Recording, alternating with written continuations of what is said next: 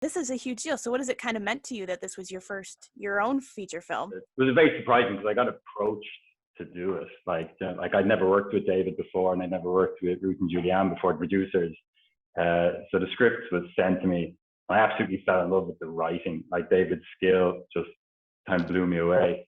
So when it was kind of like this straight offer, almost, I thought it could have been a mistake that they approached me. So, but it ended up being that like I made a short film that David had seen and thought that there was a lot going on between the mother and son in that film that kind of echoed a lot that was happening in Winter Lake. So they kind of pieced me into the project that way. But at the same time, it was a thrill. But then as I said, at every stage, like when the cast started getting pieced together, I couldn't believe how lucky we were with all of them. Like they were so fantastic and so generous with me and so like loving and trusting. And then Rory, DOP, like he has so much experience, but still he let me tell him where to put the camera. So I was like, it was great. I loved it. That's awesome. So now, David, so where did you find the inspiration to write The Winter Lake? You know, how did this story come to be? Oh God, I sometimes think that as a writer, your brain is kind of like a swamp, and you spend most of your life kind of reaching into the swamp, and occasionally something comes out of it that's good, and you think, oh, where did that come from?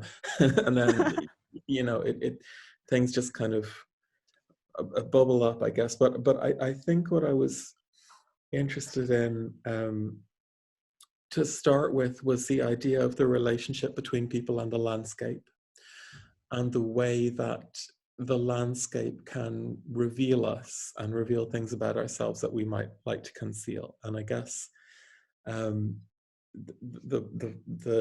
image that was always in my mind is a scene from Vertigo, which I'm sure everybody knows, the scene where they go to the redwood forest. Mm-hmm. And Kim Novak-Madeline points to the tree and says, "Here I am born and here I die. It was only a moment to you, you took no notice."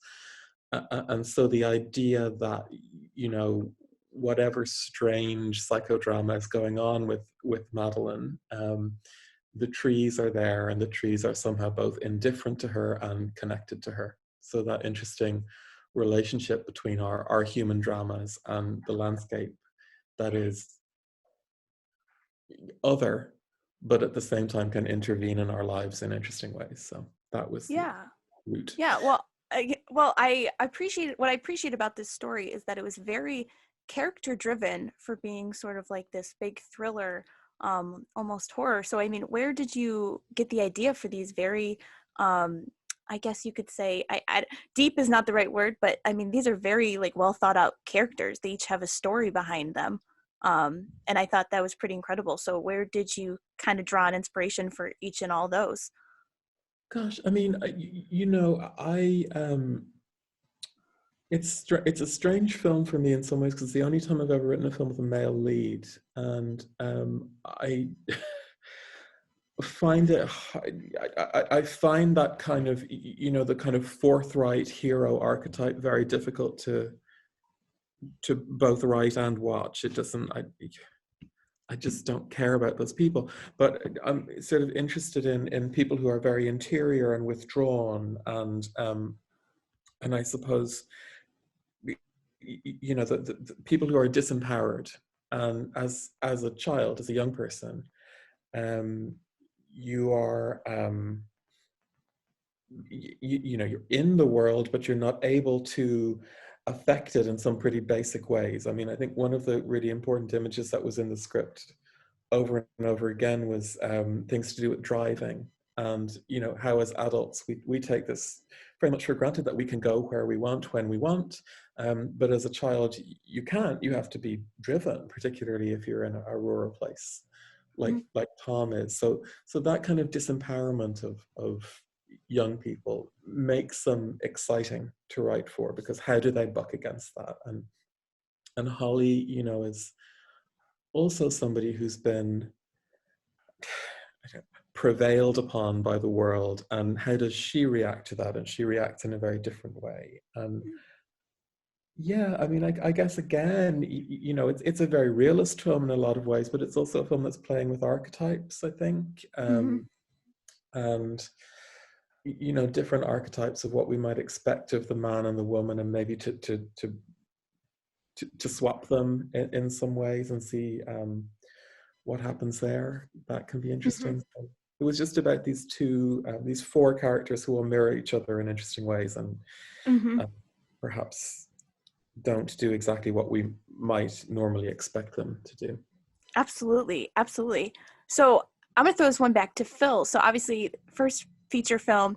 This is a great cast that you had the option to work with. So I mean, how did the casting process kind of come about? Was it already casted when you were brought on board, or did you have a say in it? Yeah, well, the casting is key to everything nowadays, even. But yeah, no, the casting was just so we sent out the script. We had a list, like I had my dream list, and like so did the sales agents they had their dream list. So there was a lot of crossover as you'd expect. And it was literally like it was nothing as more interesting as like we started like we were like, well, we love these Irish actresses, like genuinely let's go and just send them the script and see if they'll talk to me. So kind of like that, Charlie really responded to us. We got in contact. It wasn't even like that like we talked about the back, like kind of saying about the motivations behind the character and what might be what might Charlie like want to bring out of it herself. And when she kind of like luckily when we kind of met on the same level with that, like in terms of that every character is kind of struggling with their own kind of loneliness, their own need for tenderness in some way.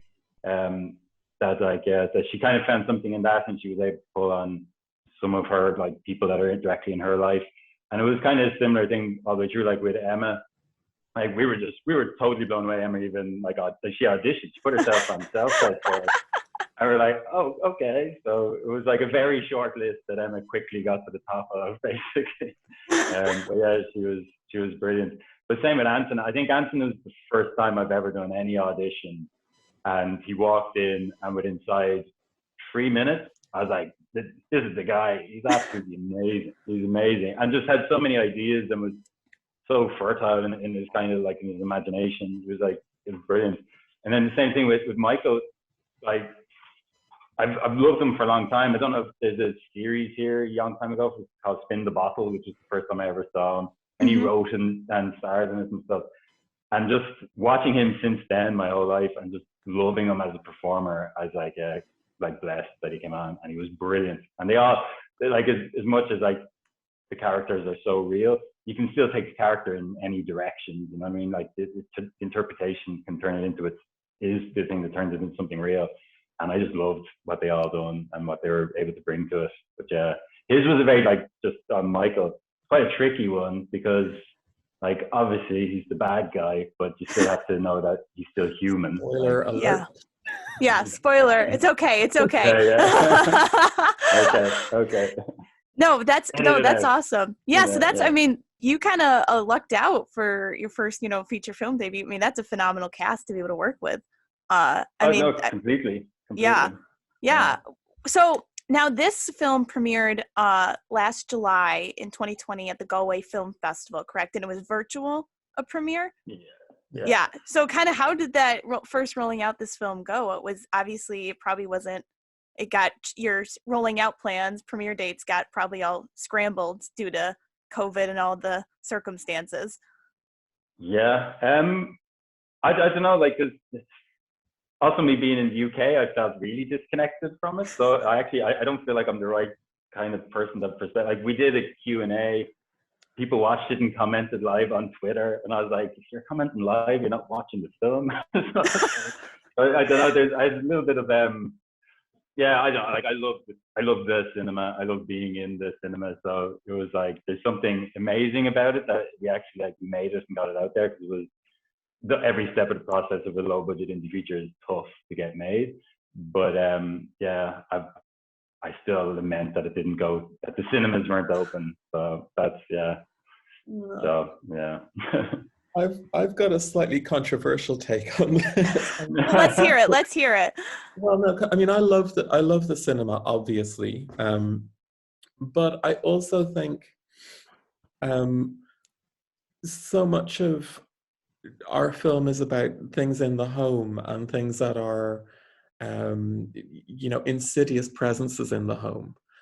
And in some strange way, I think especially now, we're really seeing how television or streaming or on, these are portals into our homes, into our private lives, and